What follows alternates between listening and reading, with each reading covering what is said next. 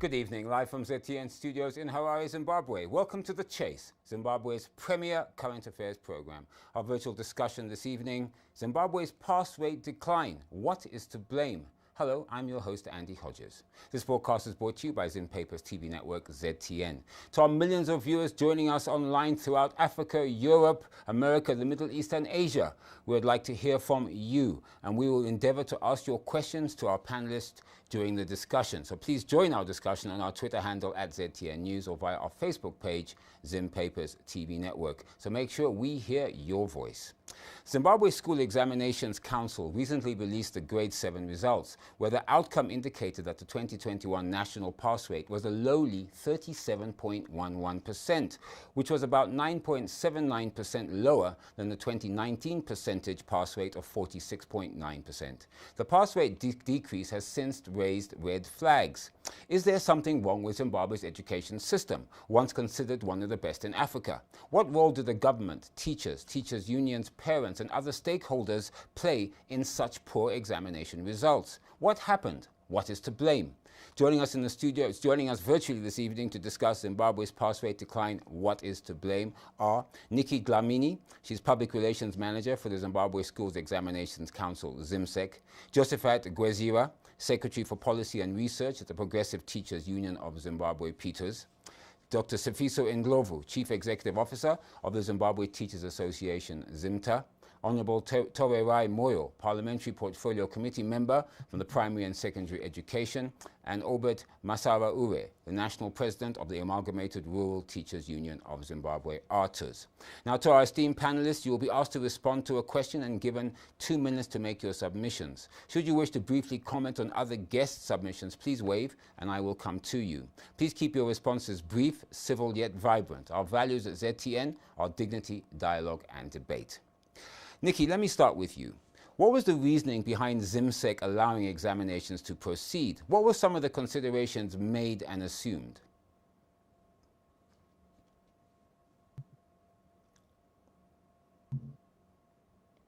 Hello, Nikki?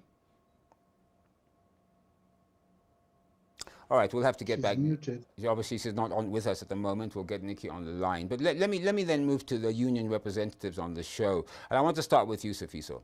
In your opinion, what is the reason for the low pass rate obtained in the grade 7 results? I mean, bearing in mind that we haven't yet received the O and A level results yet, what do you believe was the problem?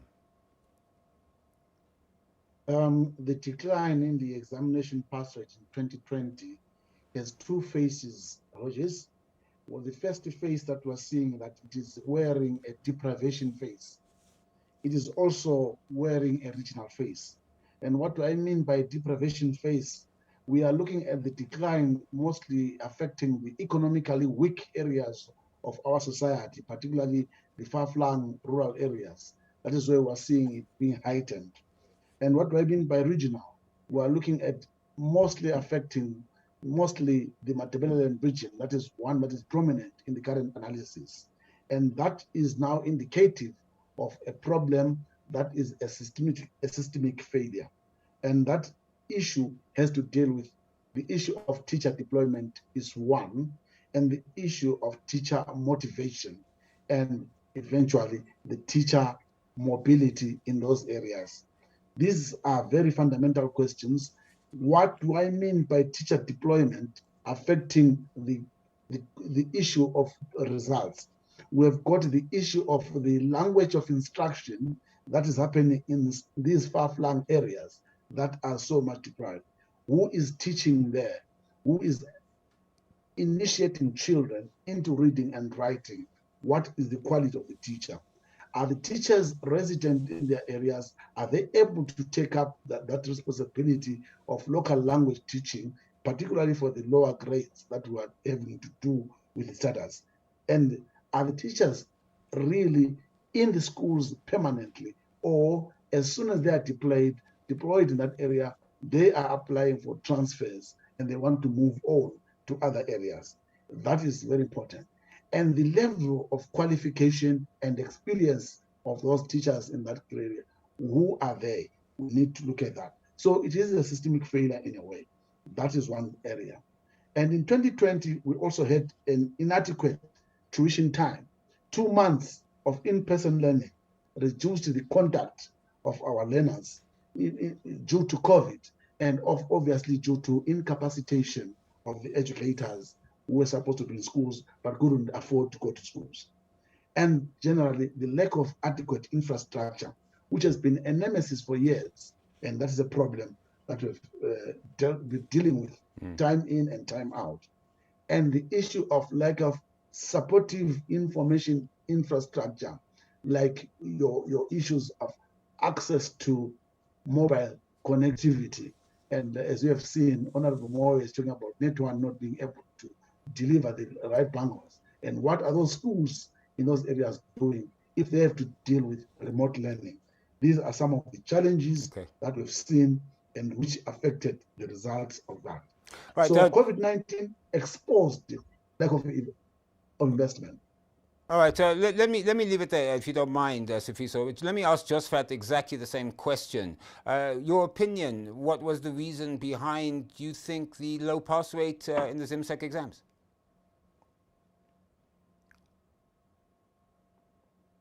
Okay, thank you very much for welcoming me.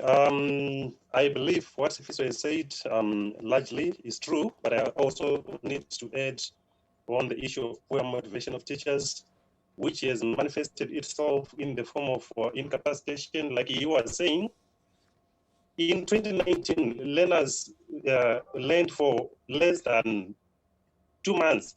I would say myself that they actually went to school and it's instruction under teacher for less than a month. Why am I saying so? Because you might remember that between January and Feb, and the end of Feb, teachers were on occasional incapacitation where they reported for duty part of the week and not every day. And then the other issue is that teachers ended up having to moonlight. If you remember very well, about in the first half of last year, teachers were paid the equivalent of about USD $30 realistically. So many of the teachers during the first term did not actually teach, but ended up having to moonlight in order to make ends meet. So when we opened again, and I'm going to say opened in courts in the third term after the lockdown, 28 September to be exact, most of the teachers did not report for work as a result of the incapacitation. So we had a dispute with the employer, teachers were not motivated, and learners did not learn. Whereas still the grade 7s, even after the end of the incapacitation, around mid-November or 18 November, the teachers, the grade 7s did not have a chance to go to school.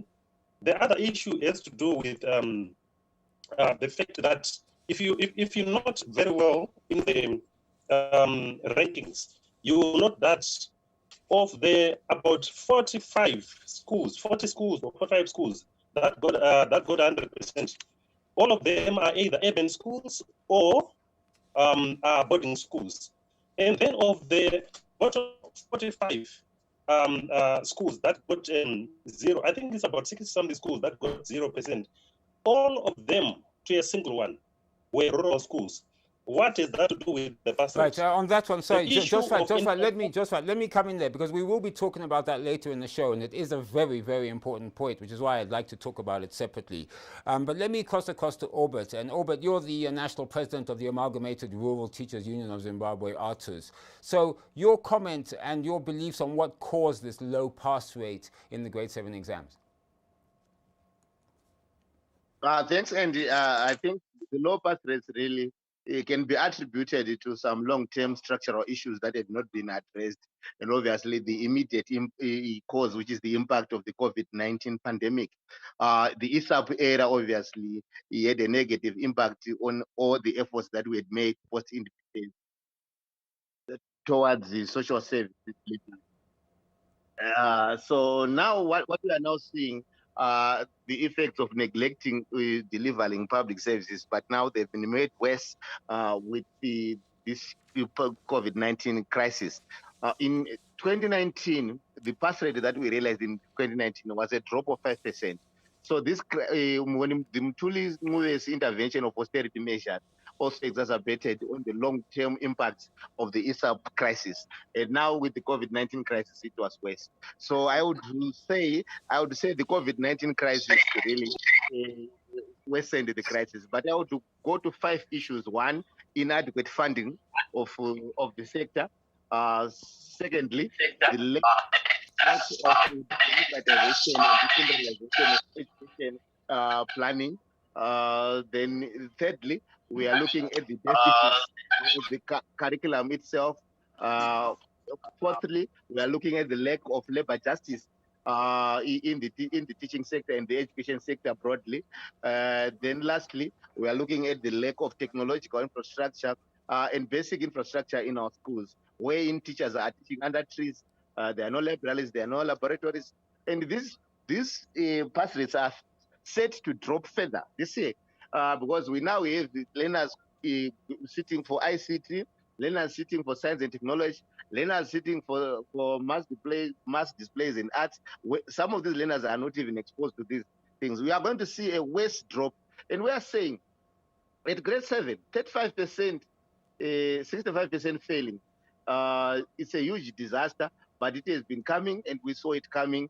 We can do much better by addressing, particularly the technological deficits, infrastructure deficits, and addressing the curriculum deficits themselves. Okay, So, thank you. Thanks, Albert. I'd like to bring in Nikki Dlamini now. She's Public Relations Manager for the Zimbabwe Schools Examination Council, ZimSec.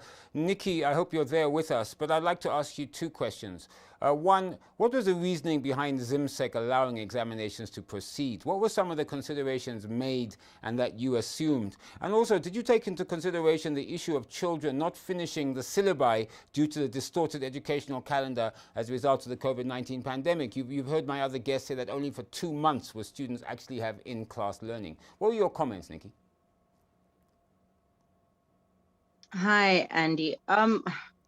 First of all, I think as ZimSec, we are the examinations board. So we take instructions from the mother ministry, which is the Ministry of Primary and Secondary Education. So in terms of running of examinations, this is not a ZimSec decision. It is at a higher level. And when we are examining, we examine according to what the syllabus says and according to what we would have gotten from the ministry. It's unfortunate that on the panel, you do not have ministry represented because they would be best suited to answer some of these questions. Okay, but okay, I do want to. If you have the numbers, though, Nikki, take us through the numbers. You know, 30. I believe the figure that I talk about was 37.11%. Maybe you could just give us a brief rundown of the actual numbers in terms of the examination results for grade 7.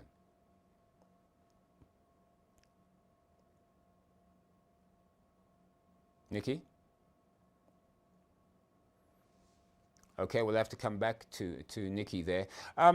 Toriwai, let me come to you. What role, if any, did the Parliamentary Portfolio Committee on Primary and Secondary Education play in the decision to run the ZimSec exams when they were held?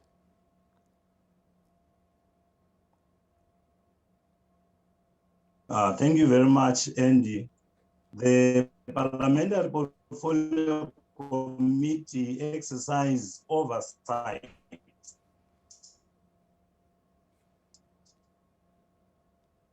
on the meeting, and the meetings on the level of preparedness opened according to phases, with phase 1, which was started, which began first. And at that phase, we were satisfied that World Health Organization regulations were supposed to be met.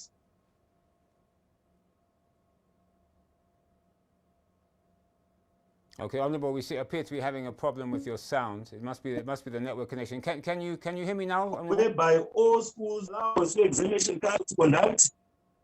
Yes, I said we were satisfied as a portfolio committee that. Honourable, what may be better? Sorry, Honourable, what may be better for your connectivity is if you switch off your video. That will be fine. I think that may improve the connectivity and the sound. Oh. Okay, right. Please continue, sir. Right. I was saying we were satisfied with the conditions obtaining on the ground in our schools. That schools' level of preparedness to conduct examinations, where we were satisfied with the with the conditions in the schools. And that as a ministry or as a portfolio committee exercising oversight on Zimbabwe School Examination Council as well as the Ministry of Primary and Secondary Education, we were happy with the ambience in our schools, and we allowed them to conduct those examinations. But Honourable, can I ask you though, were you not concerned that the students had not had enough time to learn the subjects? I mean, you heard my other guest, two months out of the year people had in-class teaching, and if you look at it across the whole country, because we're not just talking about urban schools, all about rural schools which maybe didn't have that 2 months at all. Were you not concerned about that as a Parliamentary Portfolio Committee? Yes, we were concerned, but some stopgap measures were conducted. For example, emphasis on radio lessons, emphasis on e-learning, which became a major thrust of the ministry. And we were satisfied that students were going to, at least some bodies of knowledge were going to be covered, which would allow them to write examinations. Okay, we will talk about the e-learning initiatives later on in the program. But Sifiso, before I move on, some in your constituency allege that the government did not prioritize teachers' welfare, health and safety, and this may have contributed to the low pass rate. Your comment?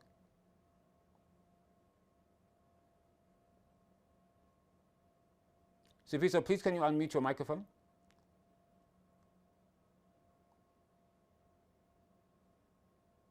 Oh, sorry. Thank you very much.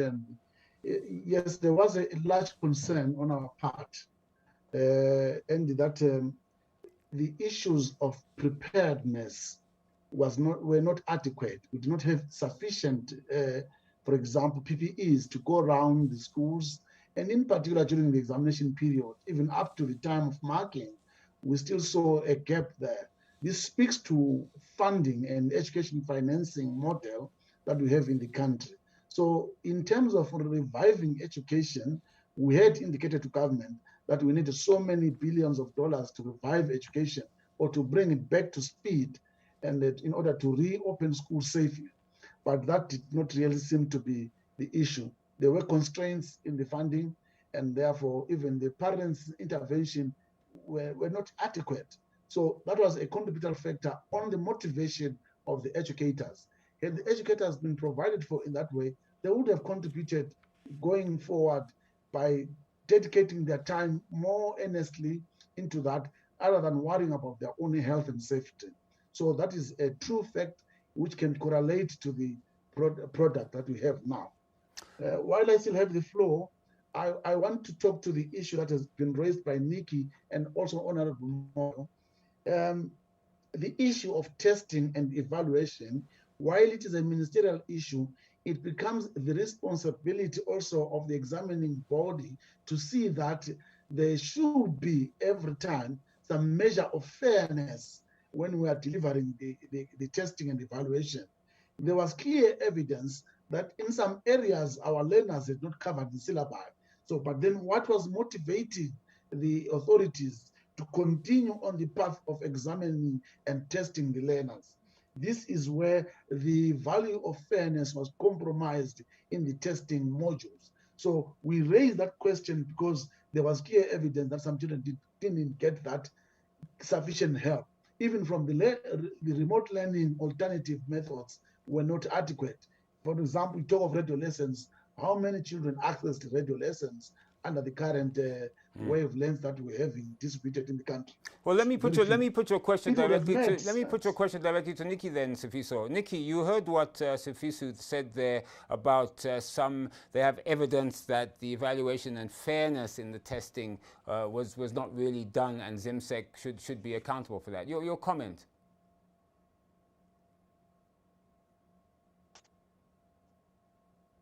Hello? Well, we seem to obviously having connectivity problems tonight. Anyway, you're watching The Chase, our virtual discussion this evening, Zimbabwe's pass rate decline. What is to blame? This broadcast is brought to you by ZimPapers TV network ZTN.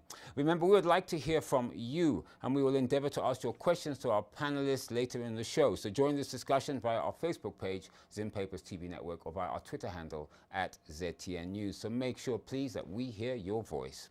Torerai, Zimbabwe has always had a reputation of being one of the best educational systems, or having one of the best educational systems in Africa. In fact, we would boast that we had over a 90% literacy rate.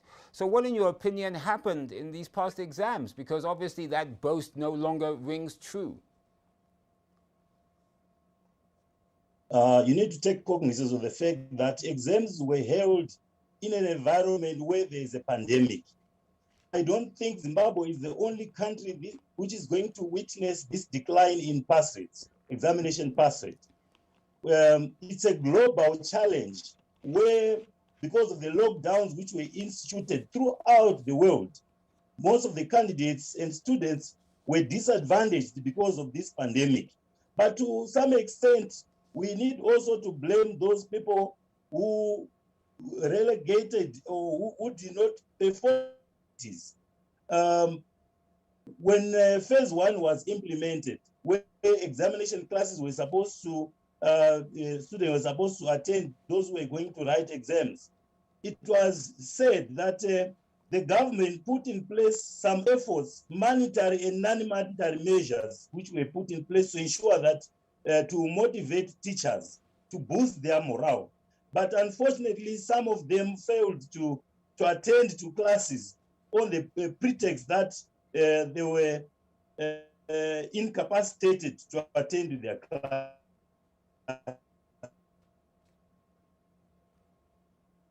Okay, Honourable, we seem to be having an issue. But however, I think you made a point there, which I'd like to throw across to some of the union representatives. Oh, but let me start with you. Your comment on. But I need to. Oh, please continue. To mention that the fundamental right. Please continue.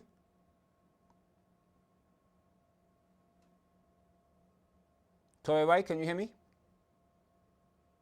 Yes, I can hear you. Okay, please continue, sir. Finish your thought. Yes, I was saying that according to the Constitution of Zimbabwe, education is a basic human right. And when students were not being given an opportunity to learn because their teachers were conducting what I would call, they withdraw their labor. That was a violation of the students' right to education, which is a right on the Constitution. The teachers were supposed to continue working, at the same time negotiating, just like what some university lecturers were doing. They continued to teach whilst negotiating. And that was the same scenario where I would say to some extent withdrawal of labor by teachers contributed to some extent to the failure of, to the drop in the passes of the students. Whilst I also appreciate the fact that students did not have adequate time to learn because they did not fully covered their syllabi. All right, so then, okay, let me put that point across to Albert first. Albert, you heard Honourable there. He said that when the examination classes were set up, a government had put in place some measures to motivate teachers. However, teachers, because they're claiming incapacitation, didn't attend those classes, and that may have contributed to the low pass rate. What is your comment to that? Thank you so much, Andy. I think it's very unfortunate that the Honourable failed to attend to the structural issues to the labor dispute between the teachers and the employer. The labor dispute between the teachers and the employer is not only about the quantum of the salary. It is because the employer, who is also government, has failed to align labor laws to the dictates of Section 65 of the Constitution of the Republic, particularly the section which calls upon workers to have powers to engage in collective bargaining.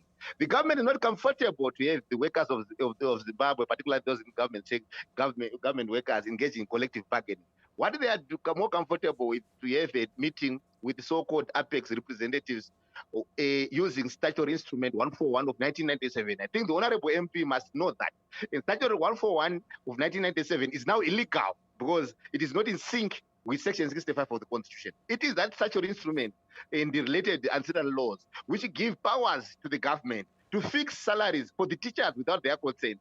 Collective bargaining processes will go a long way in ensuring that teachers can work for this particular government without EASO or TASO, because when you engage in collective, we are ready to compromise, the government is ready to compromise, but at the moment we don't have that particular latitude. And it is because we don't have the latitude, and the Cecilia Alexander is sent by government to inform us that a certain salary has been fixed. We know Cecilia was not negotiating, was not bargaining, but it was being told. And we are right to be rejecting it because it's illegal. So we urge government to attend to the structural deficits when it comes to the negotiating process itself. But then secondly, the issue of the quantum of the salary also becomes very important. It is very much misleading for an honorable member of parliament to come here and try to confess ignorance, that they are not aware that our salaries were robbed. When we were told that we are now using a Zim dollar, which is 1:1 with our US dollars, we used to earn US $504. It's a fact. The same resources which were there and which gave birth to those salaries are still there, and they have been diverted. The same government which is there now celebrating a budgetary surplus should be diverting those resources and channeling them to our wages. They celebrate a budgetary surplus whilst our families are starving, and people want to blame us for not attending to the learners. All right, that is not the reason why learners are failing. These pass rates have always been falling. Let's be system. We have to adopt a systems approach. We don't want to appear like random people who are just shooting from nowhere. All right, let me cut in there. Yeah. Let me cut in there and cross across to Josephat. Josephat, I'd like you to comment on the Honourable's statement very briefly, please, on the fact, in a way, he's saying teachers were partly to blame because they didn't turn up for some of the exam classes when they were put on the syllabus. But I also want you to know, I also want to ask you this. I mean, most students, as you said, haven't gone to school. They've gone to school for a maximum of 2 months of the past year. And there were a number of interventions introduced to mitigate against the effects of COVID-19 and the school shutdown, like e-learning via online learning. Do you think that these intervention methods were effective, bearing in mind the exam outcome? And also, it's an interesting question because a lot of us are out there are parents. Do you believe that parents had a role to play as well in educating, making sure that children were educated and did their lessons, and they could have contributed as well, possibly, to the low pass rate? Your comment, Josephat. My first comment is that the nation was misled. The parents were misled. The government itself was misled. And you can actually see it from what the Honorable MP is saying right now, when he is saying that as the Portfolio Committee on Primary and Secondary Education, they were satisfied with conditions in schools. The conditions as they existed in schools at the time the examination started were actually pathetic. There were no teachers. Even the minister himself also told the government, he told cabinet and announced to the nation that there was 29% of teachers in schools. At that time, as far as we know, there were less than 5%. In fact, there were no active teachers on the ground. There were only heads, school heads that were there at school. So there was no one to teach the children. And then secondly, we are going to the issue of the mitigations that you are asking about and that the Honorable MP also referred to. Online learning is an issue that is actually brought back elitism in the field of learning, of teaching and learning. As far as we know, very few children, very few parents, and very few schools can afford the so-called e-learning. The issue of communicative structures that Dr. Spisonlov referred to here, I think about 80 to 90% of the schools do not have any infrastructure for internet. For those that actually have that infrastructure, even in towns, most of the schools cannot afford the data costs because they are actually too expensive. So to say that for an Honorable MP to claim that online learning assisted learners, that is very false. And then the mitigation of radio broadcast, radio lessons, those were, to say the least, non-existent. Very few people have access to the radio, even in towns, and more so in rural areas. It's actually worse. Very few people possess those radios. At the same time, that was a period of lockdown. From April, in fact, from March up to about August, there was a lockdown in varying degrees, which would not allow, say, learners to converge or congregate at one place to listen to the radio. And in any case, how many radio stations do we have in this country? very few, and most of them cannot reach to the nether areas of the country. The outlying areas of the country, they do not have access to radio broadcasts. Right. So what the Honorable MP and the ministry sold to the nation was actually smoke. Okay, smoke. thank you for that, Josephat. Honourable, I will ask you to respond after I've asked Sifiso the question. Sifiso, you know, what can you say? Were there shortcomings on the online learning program? You heard the other guests talk about e-learning and its inability to get to rural areas in particular, the high cost of data and schools not being able to afford it even in urban areas. So your comment on the effectiveness of e-learning as an educational method in the country? In my preamble, I did remark and say that the issue of the pass rate has two faces. It is a face of deprivation and also a regional face. The deprivation is speaking to those communities of us who are economically poorly endowed. They don't have the resources. What has been said to be online learning in most of our Group B schools, that is the schools that are in the locations or in the high density suburbs, are those schools that have parents who can be able to pay bundles for a WhatsApp, and children are therefore exposed to WhatsApp group discussions. And if you call that online learning, then we are limited in thought. But what we have seen in the properly endowed schools is that there are Google lessons with so many other software which is interactive, where children can be checked, they can be marked, they can be seen, and they can interact with the teacher. And these schools mostly are in the former Group A schools. And these are the schools that have started learning. Even now, as we speak, they have already enrolled their lower sixes and they are already getting into class. So they are a step ahead. Therefore, the deprivation aspect now comes in the form of who has got the capacity in resources to fund the online learning. Teachers don't have the resources to fund themselves. That is a fact. So what does that tend to?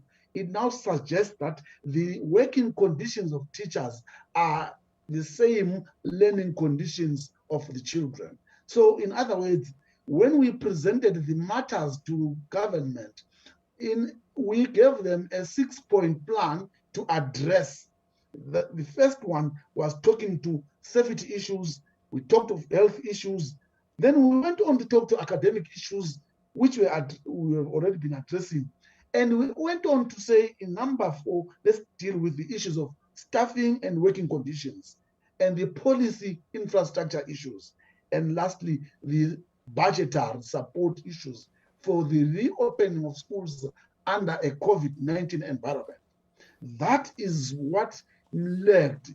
And Honorable Moyo can testify that we had several interventions to the committee and requested their support even in Parliament as early as June to say, let's address these issues so that we can open very confidently to our schools and try to cover the lost ground.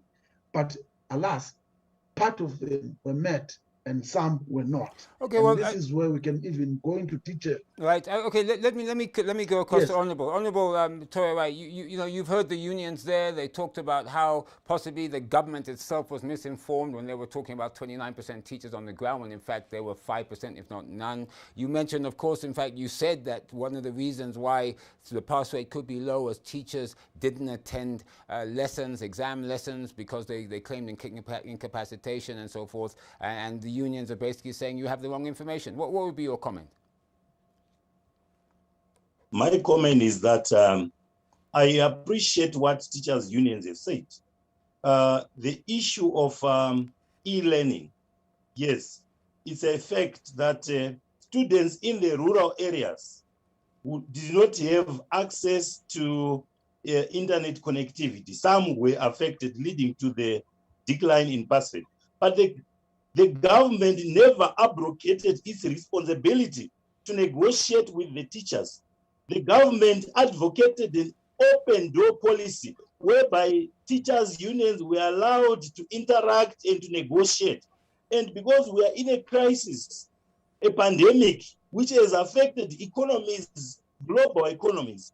The government went further to say the government appreciate that teachers are earning very little, but the government went ahead and the government provided monetary incentives in form of land. That was what was being negotiated between the teachers union and the government. And the teachers were not supposed to withdraw their labor in light of the fact that it was going to violate students' right to education, which is enshrined in the Constitution. And that was a reason why, which contributed. We're not saying the passage was entirely caused by teachers' withdrawal of labor. The pandemic itself, coverage of the syllabi, that wasn't done to some extent. And also the issue of e-learning in the rural areas. Following what you're saying then, if you knew, for example, that learners hadn't really learned the syllabi, you knew they'd only had 2 months, you also had the issue of teachers possibly not attending examination classes, why then would you believe that the government would then proceed with sitting the exams in the first place if all of those conditions were actually against students passing? Would that make sense?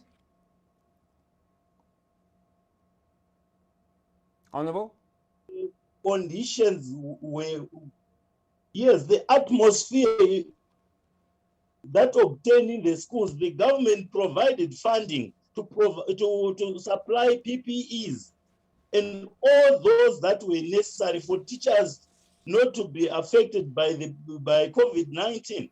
The teachers, if they utilized that time, pass rate should not have declined to that extent. All right. And we can't blame the government, which opened its doors to negotiate with the teachers. Okay, all right. I want to move on to something which Josfat did mention earlier in the program, and that's the difference between rural and urban schools. And Nikki, let me come to you. You have the statistics from the exam results. Can you identify in which areas of the country students did better or worse? Was there a difference in results between urban and rural students? Unfortunately, Andy, as ZIMSEC, that is not a statistic that we take because you cannot bring out statistics on unlike schools, whether they're urban or rural. So we wouldn't actually be able to uproot that kind of a statistics unless we tried to comb it through with a fine-tooth comb. So what statistics do you actually have then, Nikki? We do statistics on a national level, Andy. Okay. We look at it holistically. The Ministry of Primary and Secondary Education, I suppose, Honorable Moyo could explain more on this, is the one that may look closer to the issues. So we look at issues to do with the special needs, the gender. Those are the type of statistics that we look at, and the national pass rates versus each other, but not pitting urban versus rural, because a government school is a government school. Okay. All right. Thank you.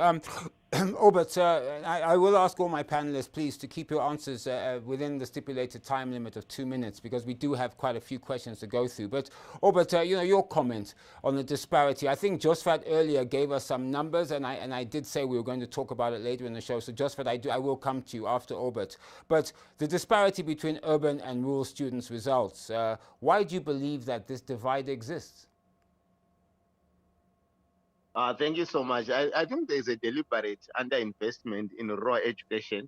As early as 2000, the Ramasanga Commission recommended that we need an education equalization fund for infrastructure development in our rural schools, because the infrastructure deficits are so apparent and they are so disturbing. Learners learning under trees, no laboratories, no library, etc., you name it.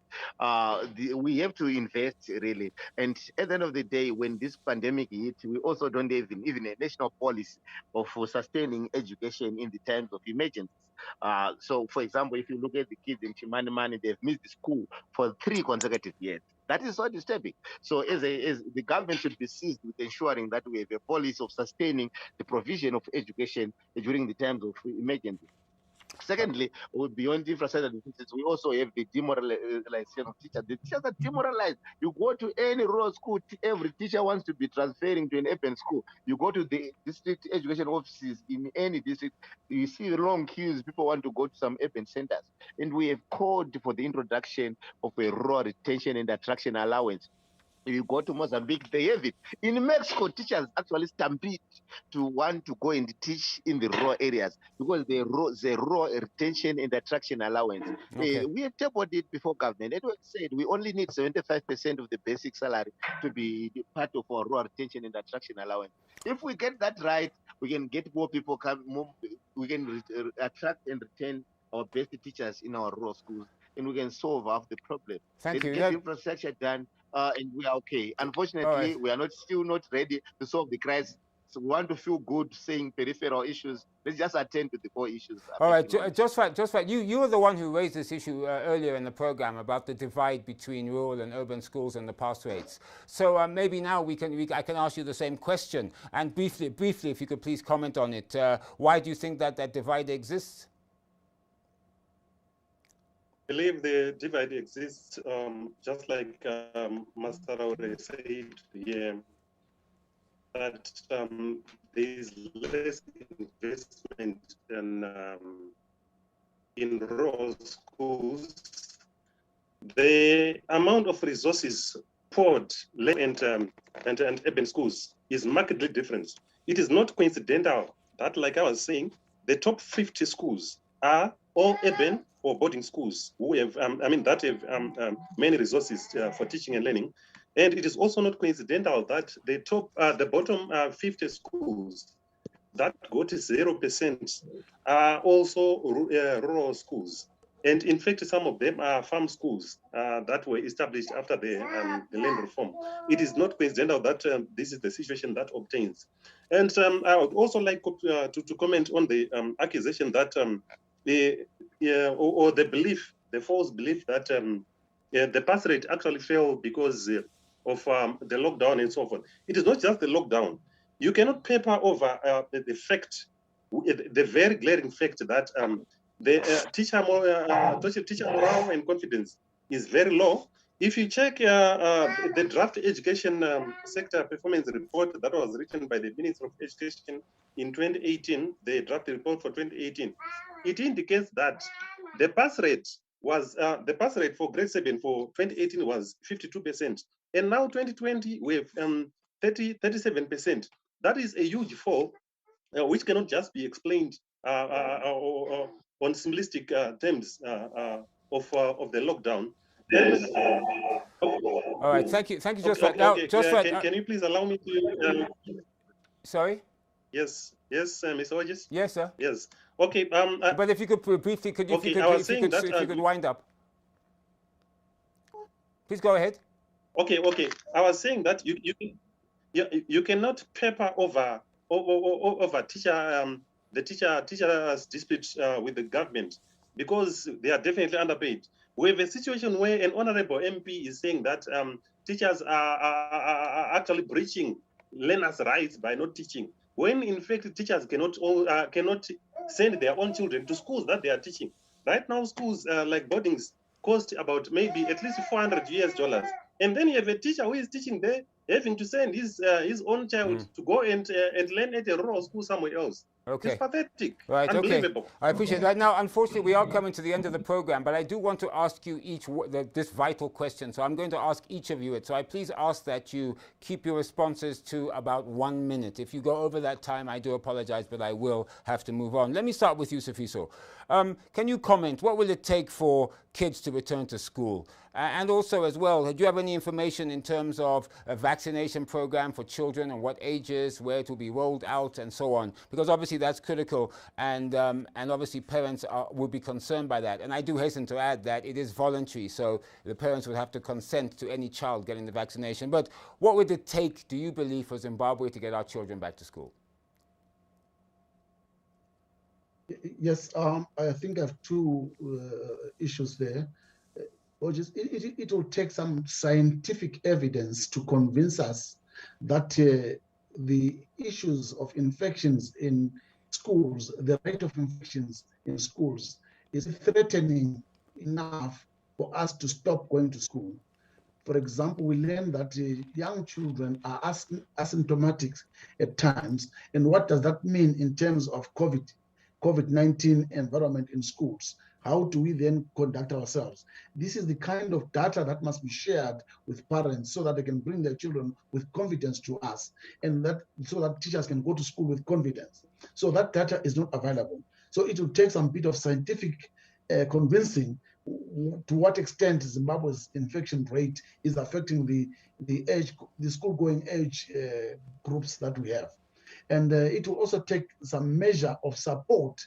And this is where we come in with the issues that we have to deal with, safety in schools, in particular, the issue that we have to deal with cleanliness and health issues in schools. That is very important. We must give it a priority for us to go to schools.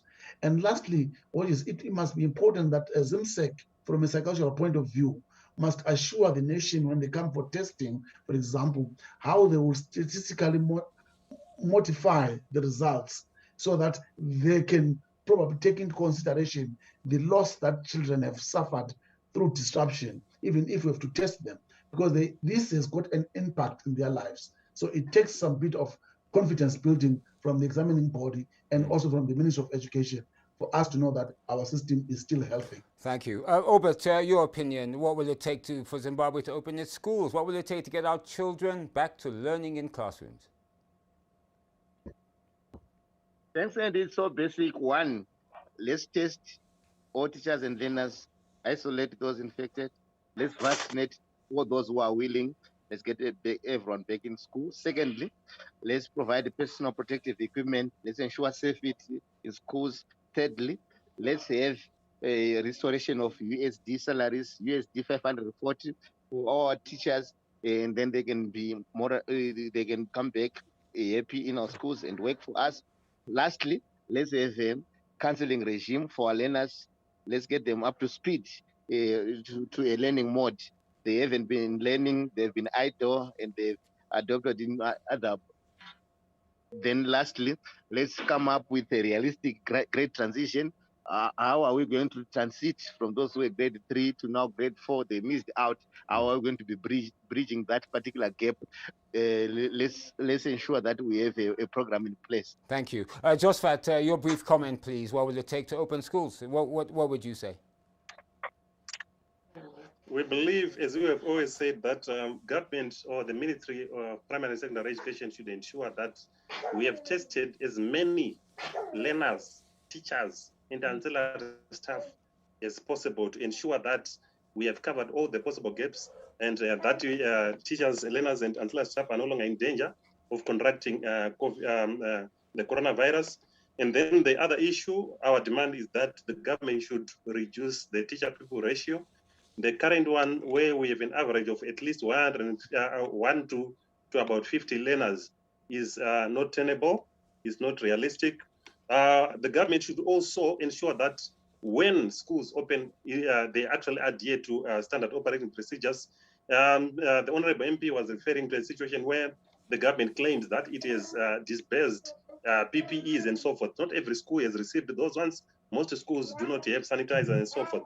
And then lastly, but not least, we believe that the government should give a realistic salary. We want to go back to our 520 so that we'll be able to live a comfortable life without having to moonlight every day and living in school or living children without teachers. Thank you, Josfat. Torai, my final question, you have the chance to ask finally. Your committee's report on schools opening in the light of COVID-19 pandemic was presented to Parliament on the 4th of June 2020. In it, you made some very specific recommendations. In fact, your committee's report concluded that, and I quote, the COVID-19 pandemic demands that the Ministry of Primary and Secondary Education should think outside the box. Opening of schools should only progress after the government meets all the basic requirements stipulated by the WHO guidelines, including providing adequate PPE for both pupils and teachers, amongst others. So what, in your opinion, Honourable, needs to be done to get our children back into schools? Thank you very much. It should be imperative for everyone to get tested. support staff at schools, in our schools, teachers, learners, everyone should be tested. Secondly, the issue of vaccine is also very crucial and indispensable. We need to, the government has already started the program to assess the most effective vaccine, which every pupil, every teacher, everyone in Zimbabwe, without any payment, everyone should be vaccinated. And vaccination will take two forms: the first vaccination and the second vaccination. But people should continue wearing their masks, sanitizing, and that is the way to go to bring about normalcy in our schools. Then also the issue of teachers' morale. Yes, I agree. Teachers be improved. And I think the government has issues. The 2021 budget, which saw an increase in the pace, in the national pace. So there is need for the government to prioritize issues of salaries. And when that has been done, I'm sure will bring about normalcy in our schools. I thank you. Thank you very much indeed. It's unfortunate we were unable to ask your questions directly to our guests because we ran out of time. However, please keep your questions coming in. We will send them to our guests and hopefully they will respond to you. You have been watching The Chase, our virtual discussion this evening, Zimbabwe pass rate decline. What is to blame? This broadcast is brought to you by Zim Papers TV network ZTN.